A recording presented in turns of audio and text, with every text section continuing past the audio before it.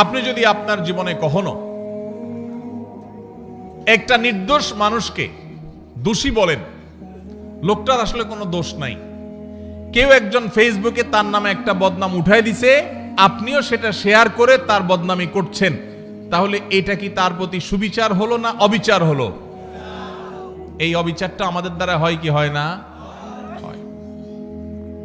ঠিক একইভাবে আমাদের আশেপাশে অসংখ্যবার সকাল থেকে রাত পর্যন্ত আমরা দেখা যায় আমরা অবিচার করি, আমরা টেরও পাই না।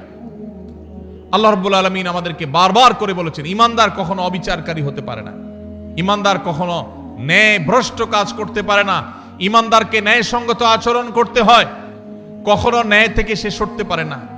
আপনি দোকানদার মানুষ, আপনি মুদি দোকানদারি করেন, কাস্টমারকে দেশি মসুর ডাল দেওয়ার কথা বলে সাথে ইন্ডিয়ান মশারি মিশিয়ে দিলেন, এটা কি তার প্রতি সুবিচার করলেন না অবিচার করলেন? দাম নিলেন দেশি মশারির, দিলেন ইন্ডিয়ানটা মিশায়া। মশারি ইন্ডিয়ানটার দাম বেশি না দেশিটার দাম বেশি? যেটার দাম বেশি ওইটার টাকা নিলেন আর কম দামাটার সাথে মিশাই দিলেন। ন্যায় বিচার হলো না অবিচার হলো?